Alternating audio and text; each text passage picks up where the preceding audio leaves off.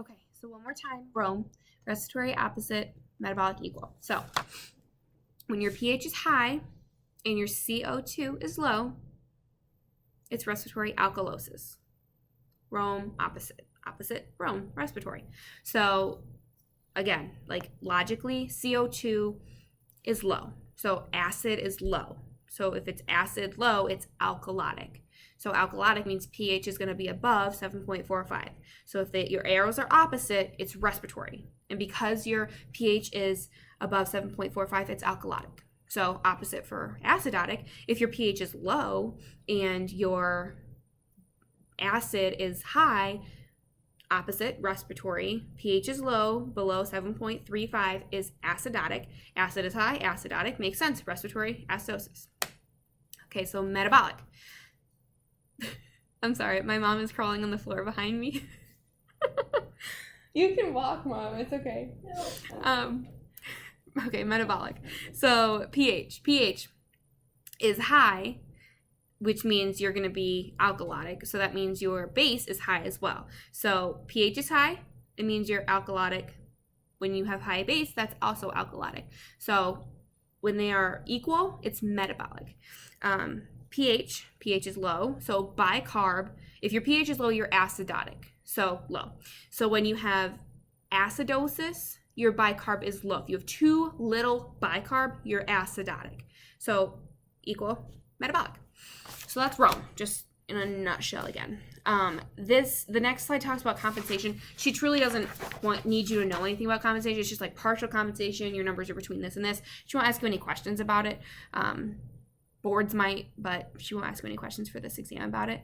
So she gives you examples like pH is 7.1, acid is 40, and bicarb is 18. So then you write your numbers down. So low for pH, 40 is normal, it's between 35 and 45. And then your bicarb is 18, which is low, it's below 22.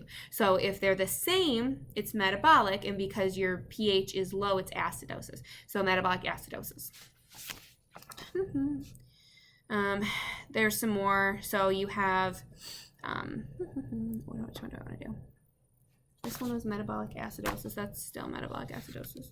Okay, so this one. So pH is above 7.6. So if you have a high pH, you're alkalotic already. Doesn't matter what anything else says. You're alkalotic if you're above 7.45. So 7.6 is high. O2, again, she'll give you the number. It counts, but it doesn't count. Like this says 120. Truly, O2 for me in the hospital is never over 100. But it could be a different kind of oxygen that she's measuring because it's from the artery. It might have a different number. No offense, just don't pay attention to it. Don't let it confuse you. pH is above 7.6, so high. CO2 is 31, so low. The lowest you can get for CO2 is 35, so that's low. So you have these. So it's Rome, R-O-M-E, respiratory opposite. And you already know because your pH is high, that it's alkalotic. So respiratory alkalosis. The rest are practice questions that are good to go over. She has here key points, and then she has a case study. I would just look over the PowerPoint, look over your notes, look over what she told you. It's never wrong to do more practice questions than not. So for here, I wrote down different things for acidosis and alkalosis. So in lab, we would also go over things, and then I would write down whatever we wrote down on the board or whatever we talked about, and it just made me feel better because it's just another aspect of learning. I don't know if you guys are going in the lab lately because I don't know if it's closed or not, so I'm just going to like show you what I wrote. But see, I don't know if you can read it. I'll read it to you. I apologize. If you can read it, this is what it looks like. It says acidosis, and then it has your respiratory and metabolic, and then it just gives you examples and different things on here of what causes and what does not cause it. Alkalosis, same thing, respiratory, metabolic. Alkalosis is just easier, so there's less written here. If you can read it, great. If you can't, I apologize. I will read it to you. So acidosis. So when you have respiratory, think of your CO2, your acid, and then your hydrogen ion and acid go together. So just because you don't have an H in CO2, CO2 and hydrogen both go together, and those are both your acid. So if you have too much acid, that you're not breathing off because you're in respiratory acidosis. You're not breathing it off. You're consuming a lot more your hypoventilation. Respiratory acidosis, hypoventilation. Too much acid in your lungs, not breathing it off. Slow, shallow breathing, decreased O2 level. You could have something as like COPD, or like we said, narcotics. Anything like that can cause respiratory acidotic because you're not breathing off enough. So interventions. O2, sit the head of the bed up, check their level of consciousness, check their respiratory status, give them Narcan if they need it. If they're overdosing on that morphine that you gave and they're not breathing adequately, give them Narcan. You can always give them more pain medicine, but you don't want them to respiratory hypoventilation because they're overdosing. Just give them Narcan. Deep breathe, mechanical ventilation if they need to, like intubating them. Look at their labs, look at kidney function, see what's causing it, and then maybe you can treat the cause there. That way you're not just trying to sit the head of the bed up and it's not really going to do anything long term. So examples like COPD, pneumonia, CF patients have this a lot because they have all those secretions that it's hard to get stuff out. It's hard to get stuff in, but it's hard to get stuff out too. And then like chronic heart failure, if you have like backup from like your left side into your lungs and you can't get the acid out, it can cause respiratory acidosis. Okay, so metabolic. You have too much acid in your system somewhere. So it can be too much ketones because they're in diabetic ketoacidosis. You can have renal failure, sepsis, diarrhea. So in diarrhea, like she might give you a Crohn's patient or irritable bowel syndrome or gastric emptying. You just constantly can't stop. C. diff, perfect example. You cannot get it under control. You're constantly always going to the bathroom and you can't get it under control. You're losing all of your base. You're losing all of your bicarb in your gut. So what you're left with is a lot of acid in your stomach.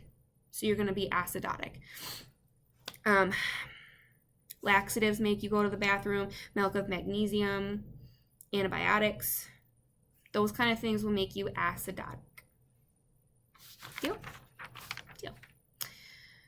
Alkalotic. So respiratory, hyperventilation, stress, pain, fever. Get them a paper bag, have them take slow, deep breaths. Distraction, that's what like put on the TV, that way they're not freaking out about not being able to breathe. You can give them like Zofran to like kind of chill out. Medications aren't always the first line. You're going to want to get them a paper bag and do non-pharmacological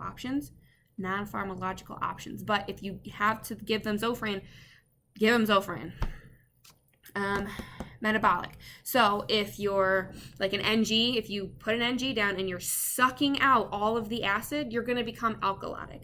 So NG suctioning, Tums, if you take a lot of antacids, it's very basic. Like my tummy hurts, it's filled up with all this acid because that's what's your stomach pH is very acidotic. You're going to take alkalotic substances to make yourself feel better to even out the pH. So Tums, any kind of like antacids will make you more alkalotic. Laxatives can make you lose. I don't want to say like just because you have diarrhea. It can flush out your kidneys to the point where you don't have any kind of acid left in your system. You're going to be alkalotic. Steroids also does it. She didn't really ask about steroids, but steroids can make you metabolic alkalosis. And puking. If you're puking up all your acid, just like that NG is taking out all the acid, you're going to be alkalotic. All right, let's see what else I wrote down. She gave you this paper. It's in your file somewhere. There's also this one. It just tells you like acidotic, alkalotic, the different numbers, what it can be caused by, which is nice. I read you basically all of it, but yeah. This is the homework you had to do. Just look it over again. I think you have a quiz, if I'm not mistaken. It looks a lot like this. Looks a lot like this from what I can remember. Look over your stuff. Like CO2 goes with respiratory, and that is acid. Base goes with metabolic, or bicarb, HCO3 is metabolic, and that goes with base. If there's too much CO, you're acidotic. If there's too much acid, you're acidotic. If there's too little, or if there's too much bicarb, you're alkalotic. If there's too little acid, you're alkalotic, and if there's too much or if there's too little bicarb, you're acidotic. Kind of go over that. How does gas exchange occur? We all took anatomy. I'm sure you can look it over. Pneumothorax, chest tube, pulmonary embolism. You had to do the homework. Just look it over. It's a good idea. All right, so these are videos we watched in class. I think I wrote her name down up here. But she just talked about compensated versus uncompensated. And it made sense when I watched the video. They're really good videos. It's Linda Gasparis videos. We watched it in lab. It was really helpful, but it's just compensated and uncompensated. And then it just gives some more examples.